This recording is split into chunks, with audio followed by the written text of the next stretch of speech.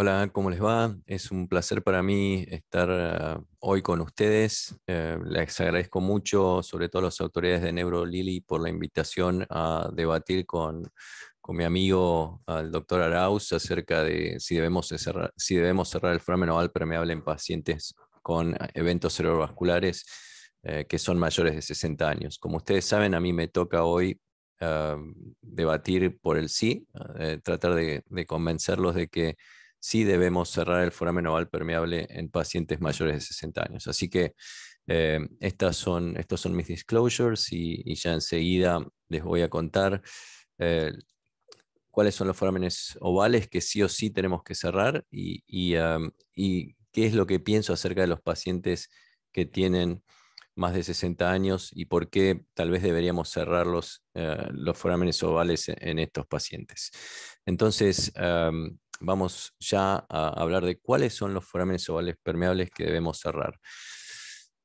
Sabemos que en el mundo hay alrededor de 17 millones de eventos cerebrovasculares por año y que 30 a 40% de esos eventos son criptogénicos. En ese pequeño grupo, el 25 a 50% de los casos se asume que el foramen oval permeable tiene un rol causal. Entonces, decimos o estimamos que alrededor de 0,3 a 1 millón de pacientes con foramen oval permeable, que hay en el mundo hay 0,3 a 1 millón de pacientes con eventos cerebrovasculares y un foramen oval permeable explicando su causa. Eh, con semejante número no es sorpresivo que haya habido tantos estudios randomizados de cierre de foramen oval permeable en pacientes con eventos cerebrovasculares. Algunos son un poquito más viejos, otros son más recientes, pero lo importante es que estos estudios han resultado en la aprobación del cierre del foramen oval permeable en muchos países del mundo para la prevención secundaria de eventos cerebrovasculares. Lo importante de estos estudios que me gustaría remarcar un poquito más adelante es que si ustedes se fijan cuáles son las edades que incluyeron estos pacientes, estos estudios, la mayoría tenían menos de 60 años.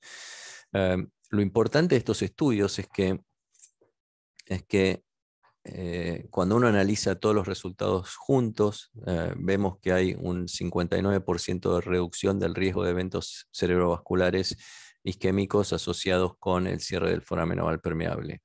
No hay cambios en otros desenlaces, pero sí hay un riesgo muy importante de desarrollo de fibrilación auricular en estos pacientes, ¿sí?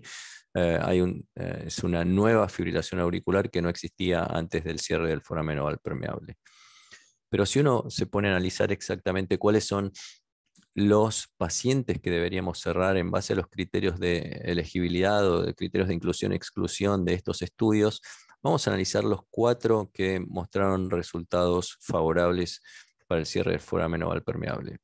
El estudio REDUCE incluyó pacientes de 18 a 59 años de edad, el CLOSE de 16 a 60, RESPECT 18 a 60 y el DEFENSE de 18 a 80 años. O sea que, como ustedes pueden ver acá, tenemos que la mayoría de los pacientes en la mayoría de los estudios incluyeron pacientes de menos de 60 años. Y si vamos atrás, fíjense que el único que incluyó pacientes de hasta 80 años fue el Defense PFO, pero tuvo solo 120 pacientes, es decir, eh, un muy bajo número, y esos pacientes provenían solamente de 2 centros en Corea del Sur. Lo que significa es que no es representativo de la población latinoamericana ni de otras poblaciones del mundo. Otro dato importante que a veces veo que no tenemos del todo en cuenta es que estos pacientes fueron incluidos hasta un máximo de 6 a 9 meses después del comienzo del evento cerebrovascular o de la ocurrencia del evento cerebrovascular. Lo que significa es que no sabemos qué pasa con el cierre del foramen oval permeable más allá de los 9 meses. Recordemos lo que pasa con las endarterectomías. Hacer una endarterectomía en los primeros 14 días luego del evento cerebrovascular es muy beneficioso en términos de prevención de recurrencia. Sin embargo, hacer una endarterectomía a los 6 o 7 meses ya es como que pierde su valor y es prácticamente nulo comparado a no hacer nada. Entonces, eso es un dato que tenemos que tener en cuenta al momento de decidir la terapéutica. Otro dato importante es que estos estudios solo incluyeron eventos criptogénicos isquémicos con evidencia de un evento cerebrovascular y no incluyeron accidentes isquémicos transitorios, es decir, que está totalmente fuera de discusión un paciente de más de 60 años con un accidente isquémico transitorio porque ninguna de las dos categorías fueron incluidas en estos estudios randomizados. Y después otro dato muy importante es que todos los estudios incluyeron pacientes de alto riesgo, que ya vamos a definir bien qué es alto riesgo, o con forámenes ovales permeables de alto riesgo, y solo uno incluyó un número sustancial o considerablemente aceptable de forámenes ovales permeables pequeños. Entonces, si uno quiere resumir los datos más importantes de elegibilidad de estos estudios, fueron pacientes entre la edad de 18 y 60 años aproximadamente, 6 a 9 meses luego del evento cerebrovascular, solo solo strokes isquémicos, no accidentes isquémicos transitorios, y con PFOs o forámenes ovales de alto riesgo. Entonces, deberíamos cerrar los forámenes ovales en mayores de 60 años, y aquí me voy a meter de lleno en la discusión que queda en los próximos 17, 18 minutos acerca de si cerramos o no cerramos. Primero me gustaría definir qué es un foramen oval permeable de alto riesgo. Un poco ya hablamos que es el número de burbujas que pasan de la aurícula derecha a la aurícula izquierda. Otro dato importante es la presencia de un aneurisma del septum interauricular, que sabemos claramente que aumenta el riesgo porque favorece la formación de trombos dentro del foramen oval permeable. Y después hay otros factores que no tenemos tan en cuenta, como ser la presencia de una red de Chiari, que es un remanente embriológico, o la válvula de Eustaquio, que es otro remanente embriológico, como ustedes ven aquí. La vena cava inferior, eh, cuando está la válvula de Eustaquio, dirige todo su flujo de sangre hacia el foramen oval permeable, lo que favorece la embolización de derecha a izquierda, o el shunt de derecha a izquierda, y la red de Chiari es un factor que hace que los pacientes sean más proclives a desarrollar trombos dentro de la aurícula derecha que después van a migrar hacia la aurícula izquierda. Solo para que vean algunos ejemplos de red de Chiari, fíjense que es una red que invita a la formación de trombos, y acá tienen uno muy grande que eh, obviamente puede favorecer el desarrollo de embolias por la fragmentación de ese gran trombo. Entonces, recientemente se han publicado algunos criterios interesantes acerca de qué debemos considerar un foramen oval permeable de alto riesgo, o en realidad cuál es la relación causal entre un foramen oval permeable y el evento cerebrovascular. Entonces, ellos lo dividen en 4 categorías. La categoría de alto riesgo, muy alto riesgo, son estos forámenes ovales en los cuales uno encuentra el trombo navegando por el foramen oval permeable. Ahí cuando ellos también se apoyan en el score de Rope, donde si es bajo el score lo ponen como definitivo, y si es alto también como definitivo. O sea que para cuando el trombo está presente y visible en el foramen, el score de Rope para ellos no tiene demasiado valor porque ya es suficiente riesgo.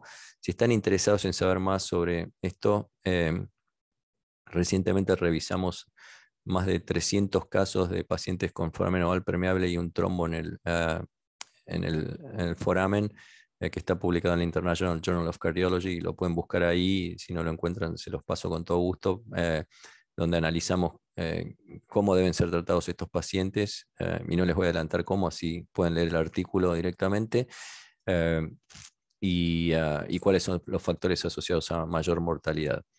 Esto es una emergencia médica absoluta. En términos de alto riesgo, ellos establecen que los pacientes deben tener una embolia de pulmón o trombosis venosa profunda, y al menos alguno de estos 2 criterios, que son un aneurisma del septum interauricular o un foramen oval permeable con un shunt grande. Si tiene un rope score bajo, es probable. Si tiene un score rope alto, altamente probable. De nuevo, ya les voy a hablar del score rope y cómo me parece que tiene un sesgo muy importante. Para los de riesgo medio, es la presencia, es lo mismo que alto, pero sin la presencia de foramen oval, perdón, sin la presencia de embolia de pulmón o trombosis venosa.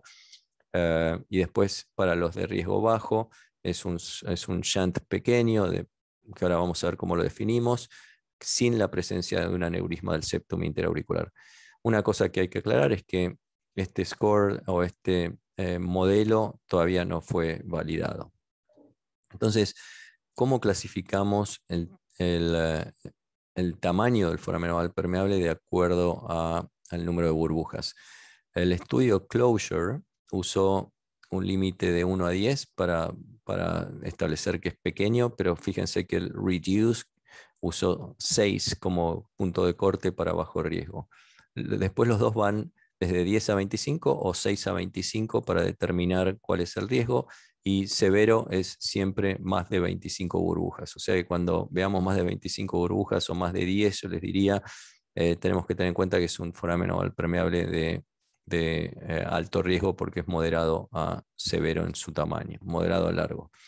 Lo importante es que, digamos, cuando uno analiza en metaanálisis el riesgo embolígeno o el beneficio, en realidad, el beneficio del foramen oval, del cierre del foramen oval permeable en pacientes de alto o bajo riesgo, vemos que en general, para cuando consideramos a todos juntos, es sin dudas beneficioso. Cuando consideramos los de alto riesgo, es beneficioso también y aún más todavía, pero cuando consideramos solo los de bajo riesgo, vemos que el intervalo de confianza cruza el 1 aquí, por lo que el beneficio no es tan significativo, diría que no es significativo y punto.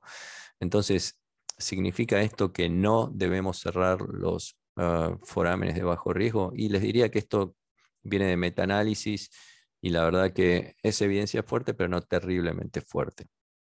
Después, con respecto a el tamaño en sí, ya no hablamos de alto o bajo riesgo, sino del tamaño del shunt. Acuérdense que alto o bajo riesgo está definido básicamente por el tamaño del shunt y también por la presencia de un aneurisma del septum interauricular.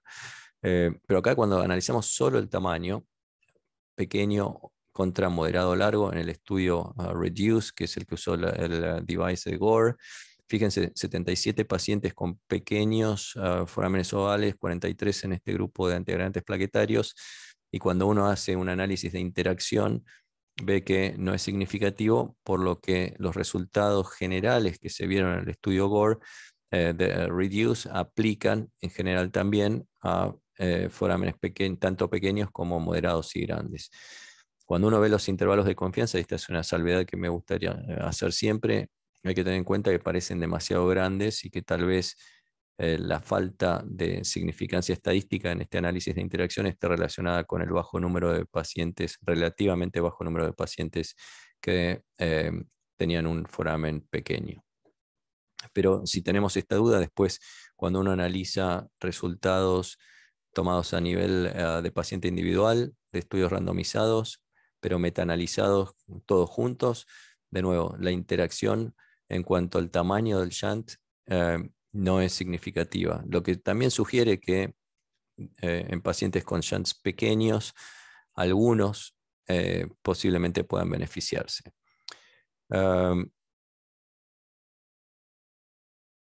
Bien, ¿qué dicen las guías en cuanto al cierre en pacientes de edad mayor, de 60 a 65 años? Las guías europeas dicen que para mayores de 60 a 65 años podría ser ofrecido el cierre del foramen oval permeable cuando hay un grado limitado de factores de riesgo tradicionales, incluyendo hipertensión, diabetes, hiperlipidemia, etc. Y cuando no hay otro mecanismo, ¿sí? Que explique el evento cerebrovascular, incluyendo habiendo descartado fibrilación auricular con un monitoreo cardíaco prolongado. Cuando uno ve las guías europeas o el paper de posición, el position statement de la European Society of Cardiology, lo que ve es que ellos recomiendan usar monitores implantables por lo menos durante 6 meses para descartar foramen oval, para descartar FA en esta población. El problema de estos pacientes, y en general, es que sabemos que desarrollan fibrilación auricular, que el cierre del foramen oval permeable lleva al desarrollo de fibrilación auricular, ¿no? Entonces, ese para mí es una de las preocupaciones que deberían generar cerrar un foramen en mayores de 65. Primero, o mayores de 60. Primero eh, porque pueden tener fibrilación auricular y nosotros no lo sabemos porque no hicimos el suficiente monitoreo. Segundo, porque el cierre del foramen oval permeable en sí puede llevar al desarrollo de fibrilación auricular. Y como ven ustedes, esta fibrilación auricular es mucho más frecuente en los primeros 45 días post cierre del foramen oval permeable comparado con más allá de 45 días en los que ya deja de ser significativo. Entonces, otro dato que también tenemos que tener en cuenta es que cuando uno analiza metaanálisis de estudios randomizados de cierre de foramen oval permeable en pacientes con eventos cerebrovasculares para prevención secundaria de stroke, vemos que, como ya les dije, hay 4 a 5 veces más riesgo de desarrollar fibrilación auricular. Sin embargo, en metaanálisis de estudios de cierre de foramen oval permeable para reducir el riesgo de migrañas o la frecuencia de migrañas, cuando se cierra el foramen oval permeable, no aumenta el riesgo de fibrilación auricular. ¿Qué significa esto? Y significa que en sí el hecho mecánico de cerrar el foramen oval permeable eh, no necesariamente es lo que causa la fibrilación auricular, a mi entender. Yo creo que esto es es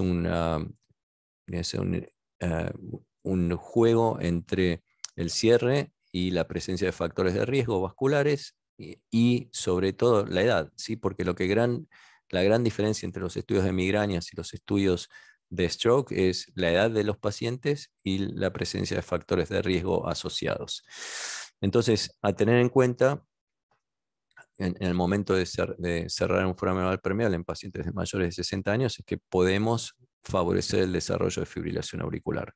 Pero, y en defensa del cierre del foramen oval permeable en mayores de 60 años, me gustaría aclarar que a pesar de que aumenta el riesgo, 75% de esas fibrilaciones auriculares son transitorias, ¿sí? Solo 1.3 a 3.8% de los pacientes progresa a FA permanente. Como les dije, es mucho más frecuente en la etapa inicial, pero después ese riesgo desaparece. Y lo más importante de todo, lejos, es que solo el 0.1% de esos pacientes que desarrollan fibrilación auricular eh, termina esa FA siendo la causa de un evento recurrente.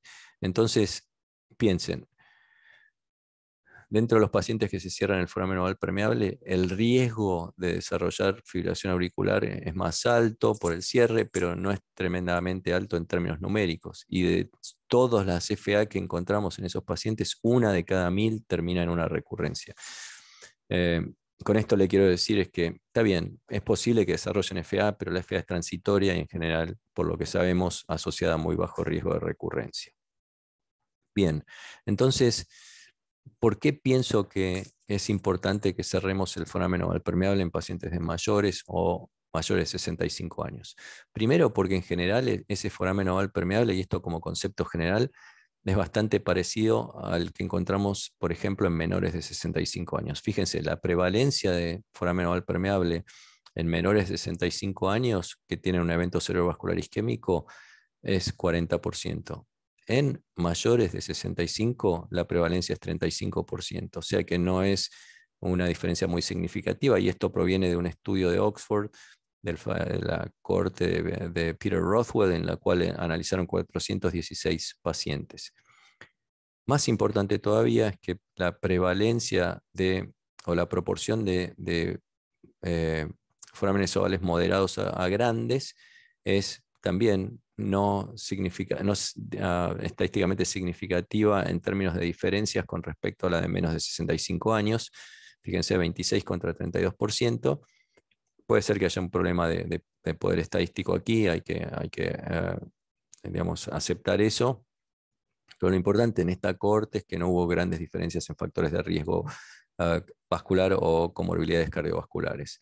Entonces, mensaje número 1, si no encontramos foramen oval permeable en mayores de 60 o 65 años, es probablemente porque tenemos un sesgo a la hora de buscarlo. Si lo buscamos, lo vamos a encontrar casi en la misma proporción que en pacientes más jóvenes, y esos forámenes pueden ser también de alto riesgo.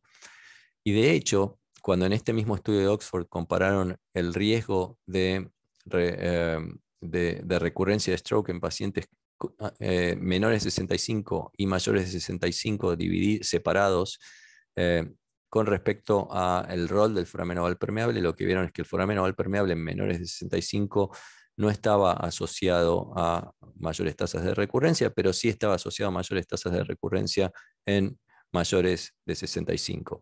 ¿Y qué les quiero decir con esto? Segundo mensaje importante, que los va a hacer reconsiderar la idea de cerrar el foramen oval en mayores de 65, es que eh,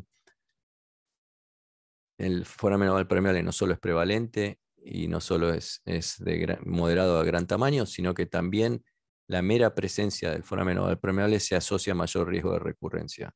Entonces, uno puede tratar factores de riesgo, puede buscar FA, puede bajar el colesterol, pero si ese foramen oval permeable es causal, y les planteo esta inquietud, si ese foramen oval permeable es causal, entonces ese foramen tiene que ser tratado porque si no el paciente va a tener recurrencia. ¿Cuántas veces vemos pacientes que les tratamos todos los factores de riesgo, buscamos FA, no la encontramos, lo dejamos con aspirina y sigue teniendo eventos vasculares y tiene un foramen oval permeable y no lo tratamos simplemente porque es mayor de 60 y 65 años? Y en cuanto a eso, fíjense, pacientes menores de 55 años, este es un estudio muy interesante que se los recomiendo porque tiene un análisis estadístico bastante innovador. Fíjense, 70% de los pacientes menores de 55 años tiene el foramen oval permeable tiene un rol causal. En los mayores de 65 años, perdón, 55 es en este caso, 52% tienen un rol causal. Es decir, que la mitad de los pacientes de más de 55, y este es el punto de corte que usaron en este paper, no puedo decir que sea más de 60, el PFO, el foramen oval permeable, tuvo un rol causal, o sea que, según este análisis, si no tratamos a la mitad de los pacientes con más de 55 y un foramen oval permeable, nos estamos perdiendo una chance de prevenir un evento en la mitad de la población. Entonces, mi recomendación con respecto al cierre del foramen oval permeable, y acá tengo que aceptar que me tocó tal vez la parte más difícil, que es decir que sí tenemos que cerrar el foramen oval permeable en mayores de 60, porque lo tengo que decir en base, o a pesar de la ausencia de datos de estudios randomizados, que es la evidencia que más nos gusta. Yo diría que si el paciente tuvo un accidente isquémico transitorio, ya sería muy discutible cerrar el foramen oval permeable porque no tenemos de dónde agarrarnos. A esos pacientes yo los trataría con antiagregantes plaquetarios y usaría monitoreo prolongado. Ahora, si hubo un stroke isquémico, la primera pregunta que me hago es, ¿hay algún mecanismo que compite con el foramen oval permeable por la causa? Si hay un mecanismo como una estenosis carotídea o por ahí una placa que no es del 70, pero es del 55, 60 y está ulcerada y luce muy mal, y en el Doppler transcraneal encontramos hits, bueno, ahí ese paciente lo tratamos de acuerdo a cuál sea la causa que compite con el foramen oval permeable. Si no hay ninguna causa que compita, ¿es el foramen oval permeable de alto riesgo?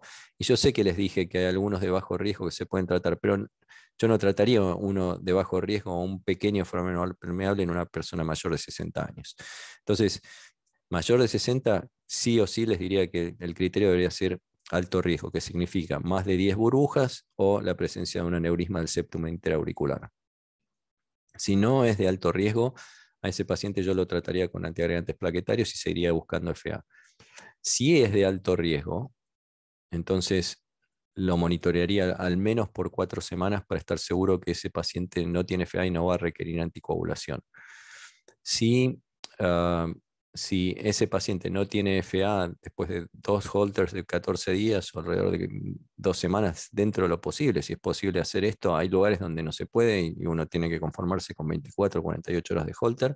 Si no hay FA, en este caso sí consideraría el cierre. Y lo consideraría más todavía en el contexto de una embolia de pulmón, si el paciente hizo Valsalva justo antes del evento cerebrovascular, o si el paciente tiene apneas del sueño o el evento fue durante el sueño, que son factores que sabemos que están asociados a mayor riesgo de embolia paradojal.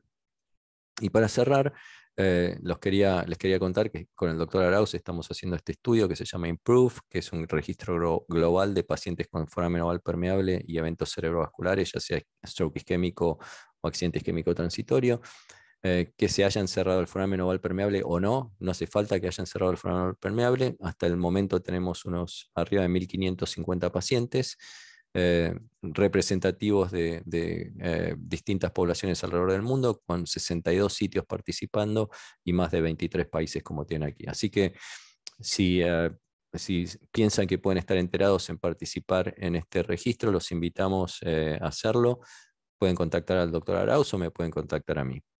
Así que bueno, con esto termino muy contento de poder responder preguntas o seguir charlando con ustedes acerca de este tema. Muchas gracias.